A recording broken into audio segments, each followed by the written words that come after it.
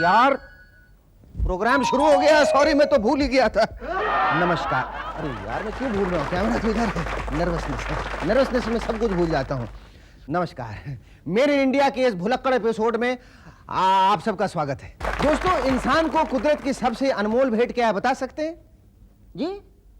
माधुरी दीक्षित? हट। नहीं यार, माधुरी दीक्षित नहीं। इंसान के लिए कुदरत की सबसे अनमोल भेंट है माधुरी दीक्षित। अरे नहीं यार, याददाश्त, मेमोरी। मगर भेजे के कंप्यूटर में जरा सा लोचा होने से याददाश्त लोचिया जाती है, मतलब गड़बड़ा जाती है। ये तो अच्छा हुआ भगवान ने हमारे शरीर का सारा सिस्टम ऑटोमेटिक बनाया है, वरना आदमी अपनी सांस लेना भूल जाए तो। पहले प्रोफेसर यानी बुद्धिजीवियों को भुलक्कड़ माना जाता था। आजकल ये खिताब पॉलिटिशियंस के पास है। चुने जाते ही ये फौरन अपनी याददाश्त खो देते हैं। वैसे भुलक्कड़ों का सरताज है मेरा दोस्त भदू। अपने ही घर का पता जेब में रखकर रोज पूछता हुआ आता है। बीवी ने दरवाजा खोला तो बोला, मेन जी आपको कहीं देखा है? वैसे भद्दू की याददाश्त उसके दिमाग की तरह कमजोर थी, मगर बैंक बैलेंस उसके नसीब की तरह स्ट्रांग था। एक दिन होटल में गया, वेटर को टिप दी और खाना भूल गया। डींग मारने की बड़ी आदत है। एक दिन मेरे साथ डिनर लेने होटल गया। वेटर बिल लाया तो उससे पूछने लगा, क्यों भाई, आज तक तुम्हें सबसे ज्यादा टिप कितनी मिली है? वेटर बोला, जी 200 रुपए। भद्दू बोला, 200? चलो हम तुम्हें 300 देते हैं, ये लो। मैंने वेटर से पूछा, पिछली बार तुम्हें 200 टिप देने वाला बेवकूफ कौन था? बोला, वो बेवकूफ यही था। बातें याद रखने के लिए अपने रुमाल में गांठें बांध लेता, मगर यह भूल जाता था कि कौन सी गांठ किसकी है। एक दिन मेरे पास आया, मुंह टेढ़ा, जबड़ा आकड़ा हुआ। मैंने पूछा, क्यों बे, कहीं वोट मांगने गया था क्या? बोला, नहीं यार, कल सुबह से शाम तक च्युइंगम चबाता रहा। मेरे तो जबड़े जवाब दे गए। मैंने कहा, अब आगे च्युइंगम थूक क्यों नहीं दी? बोला, कैसे थूकता, च्युइंगम मुंह में डालना ही भूल गया था। शुक्र है भुलक्कड़पन के अटैक में अपनी जीभ को बबल गम बनाकर चबा नहीं गया, वरना जितनी बार हेलो कहने के लिए मुंह खोलता तो मुंह से इतना बड़ा फुग्गा निकलता।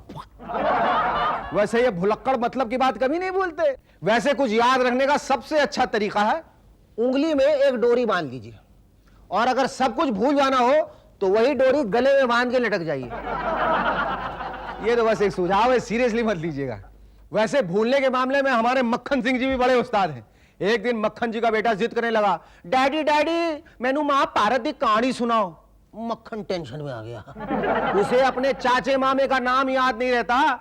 महाभारत तो बड़ी दूर की चीज है, लेकिन जब उसकी बीवी ने ताना मारा कि याद होगी तब सुनाएंगे ना, इनको तो 5 पांडवों के नाम ही याद नहीं होंगे। बस जी मक्खन तैश में आ गया।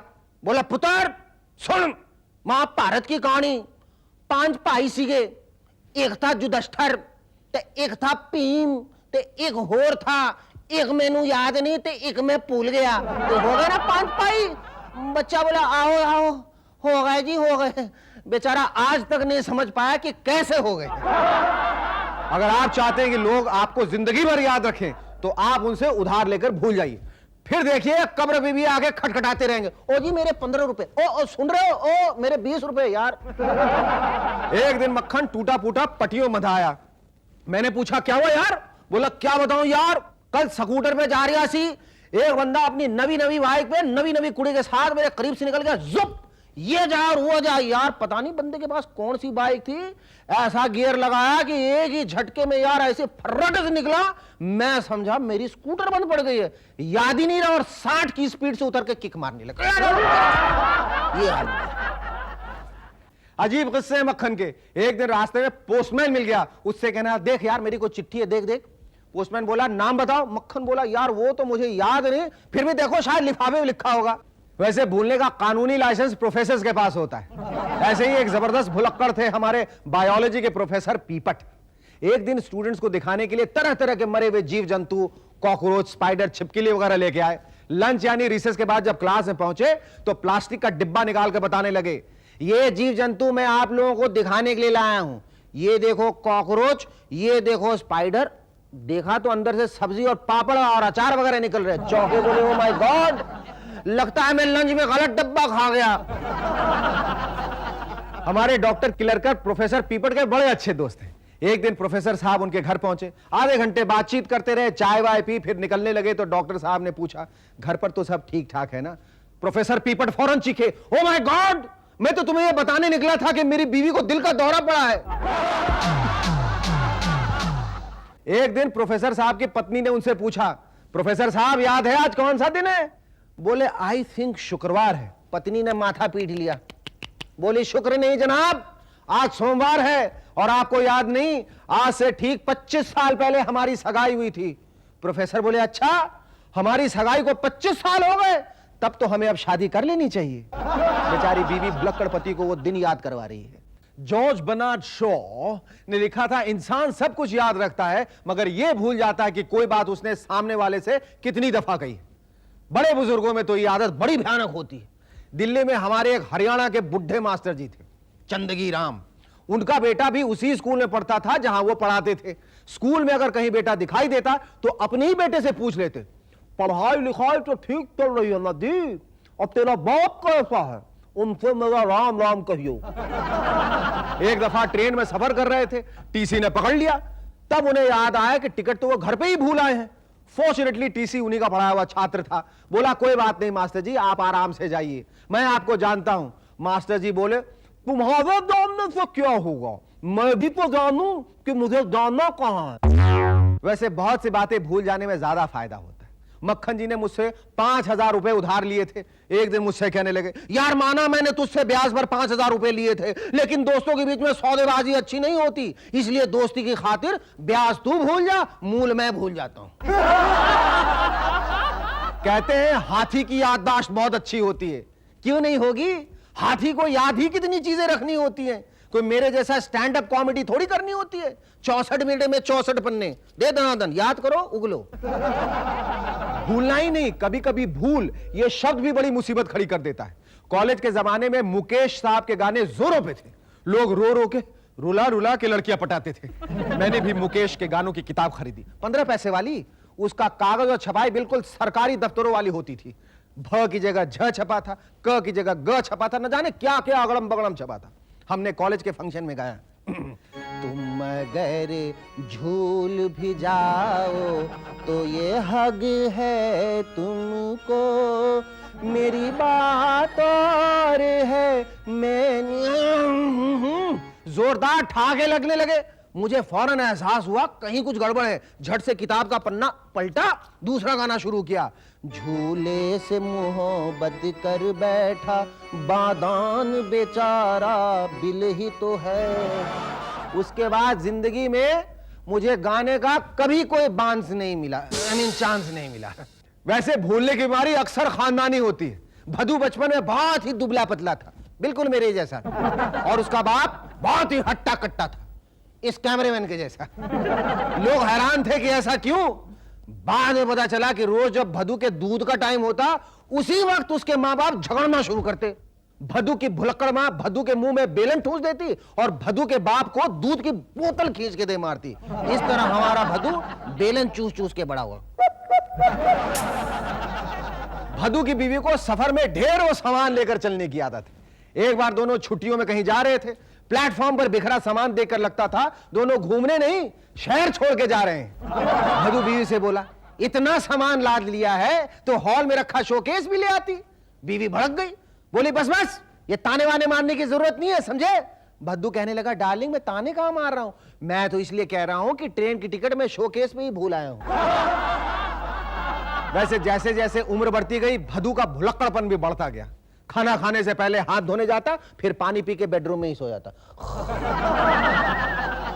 बीवी आकर जगाती, अजीब आदमी हो तुम, मैं खाना लगा के तुम्हारा इंतजार कर रही हूं और तुम यहां आकर सो गए। तब भद्दू को याद आता कि उसने खाना तो खाया ही नहीं। बीवी बड़ी परेशान थी उससे, सारा दिन उसे कोसती रहती कि तुम्हें ना मेरा ख्याल है ना बच्चों का। 4 बच्चे हो गए। 4 बच्चे? ये चौथा कब हुआ? ओहो, चौथा बिट्टू पिछले साल ही तो हुआ था, भूल गए। एक दिन भदू घर आया, बीवी से कहने लगा, तू दिन भर मुझे ताने देती है ना, तू समझती है मुझे बच्चों का ख्याल नहीं। ये देख, ये अपना गुड्डू, ये नीचे मिट्टी में खेल रहा था, हैवान का बच्चा लग रहा था। कमबख्त मारा, मैंने ले आके इसके बाल कटवाए, एक जोड़ी ने कपड़े दिलवाए, नई चप्पल ला कर दी और आइसक्रीम भी खिला दी। बोल अब मारेगी ताने? बीवी बोली, मारूंगी। ये अपना गुड्डू नहीं, पड़ोस का बबलू है। भद्दू ने सर पकड़ लिया, धत तेरी की, यार नाम भी भूल गया। तो दोस्तों, ये भूल जाने की बीमारी बड़ी डेंजरस है। अक्सर कई डॉक्टर्स ऑपरेशन के वक्त पेट में औजार भूल जाते हैं। अक्सर मैं ये भूल जाता हूं कि मैं शादीशुदा हूं। और अक्सर हर हिंदुस्तानी ये भूल जाता है कि वो मेड इन इंडिया है। एक बार मैं हॉस्पिटल में एडमिट था। रात के कोई 12 बजे आके नर्स ने अचानक मुझे झिंझोड़ के गहरी नींद से जगाया। मैं हड़बड़ा के उठा तो बोली, सॉरी मैं तुम्हें नींद की गोली देना भूल गई थी। आशिक मोहब्बत में सुध बुध भूल जाते हैं। मेनका जैसी अप्सरा के सामने विश्वामित्र अपनी तपस्या भूल गए। और पंडित जी वो तो अपना कोडवर्ड ही भूल गए।